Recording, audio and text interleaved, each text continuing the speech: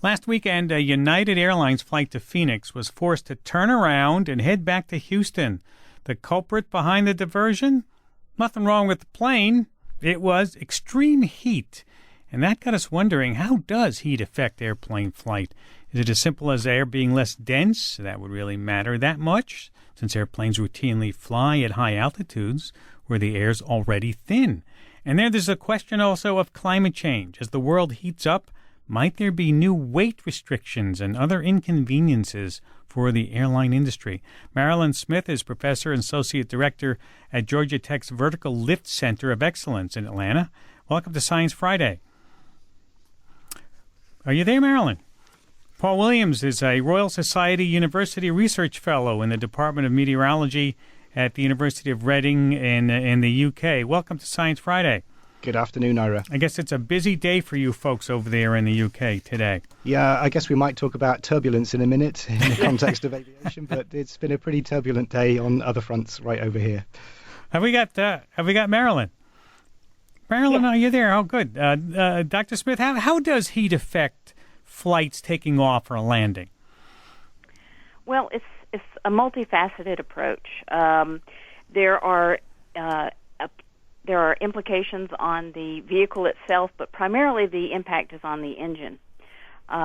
When you're having heat, what happens to the atmosphere is that the gas, and therefore, for an engine in particular, when you're trying to get the mass flow rate through the engine, you're not getting as much oxygen to make the fuel burn as efficiently. So since your engine isn't working as efficiently, then it has to work harder. The temperature inside the engine increases.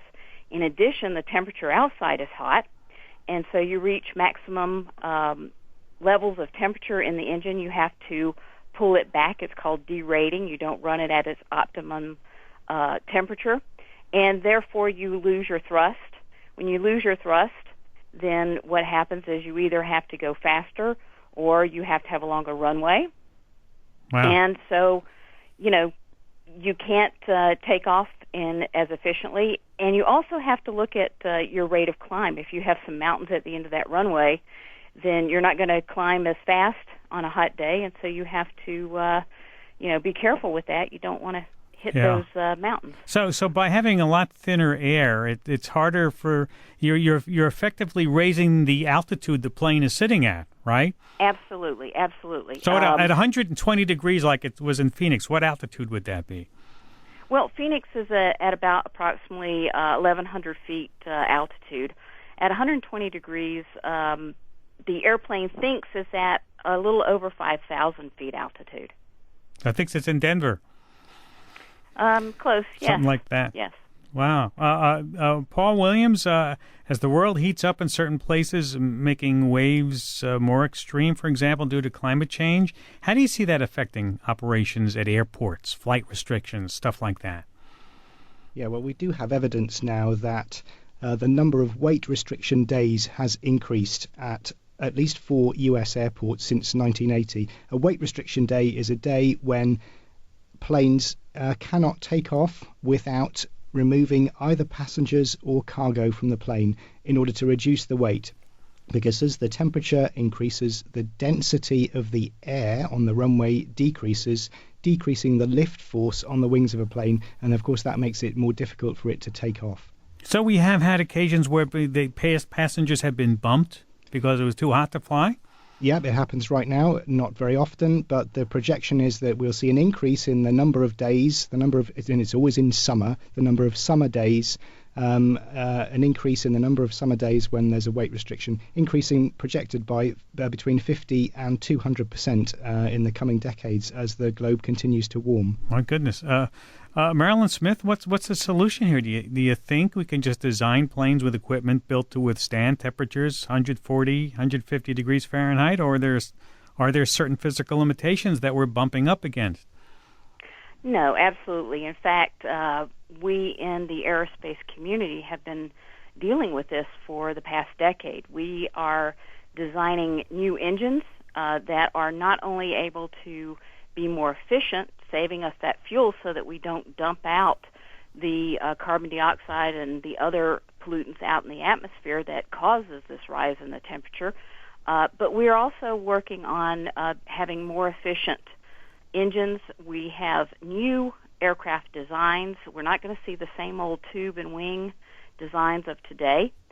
They're going to be much, much more efficient. We want to decrease the need for the runway lengths, not interestingly because of the temperature, but because of noise restrictions. So we are looking at decreasing our runway requirements significantly, like 10 to 50% in some instances. So I think that's not going to be a problem. Our aircraft today can actually operate over 120 degrees Fahrenheit. They can go up higher. It's just, you have to have certain equipment. Mm-hmm. I'm Ira Flato. This is Science Friday from PRI, Public Radio International. Talking with Marilyn Smith and Paul Williams. We're talking about the heat affecting airline flights. Paul, let's talk about the other side of the equation, and that is the airport itself. I mean, we have rising sea levels. I remember when we have storms now, it was Sandy and other storms, but they put JFK and LaGuardia underwater, and they have LAX, which is on the other coast on the sea.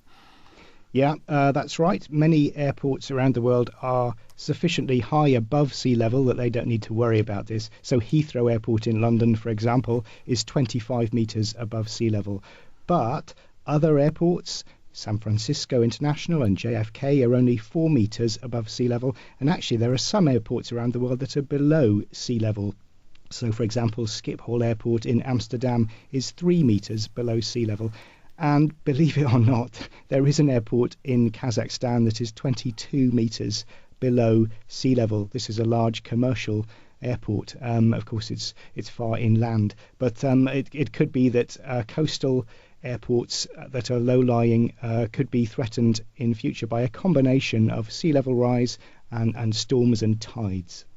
What about the flight itself? Or no, we talked about taking off and landing in the airport. Now you're on the plane and you're flying. How is your flight going to be affected, Dr. Williams? Well, that's a great question. Let me give you an example. The prevailing winds on transatlantic flight routes are expected to be significantly stronger by the end of the century, perhaps 15% stronger as the climate changes.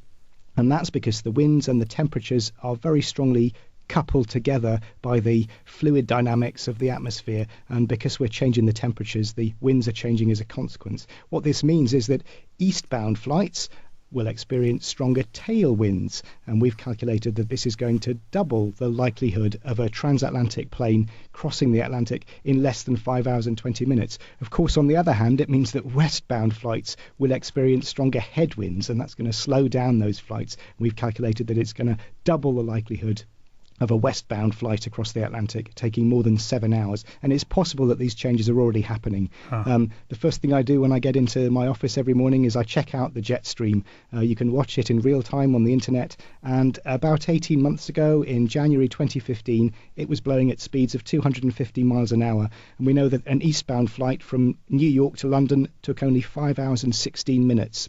And that broke the record for the fastest non-Concorde crossing. And on the other hand, there were westbound flights from London to New York that took so long that 2 planes, which had taken off from London with what would normally be enough fuel to reach New York, they got as far as Maine and they realized that they weren't going to reach New York. They didn't have enough fuel because the headwinds were so strong that the journey had taken so long. So in fact, they had to make unscheduled refueling stops in Maine. I think we'll see a lot more record-breakingly fast eastbound flights and record-breakingly slow westbound flights in future as the climate continues to change. What about turbulence? Anything different there?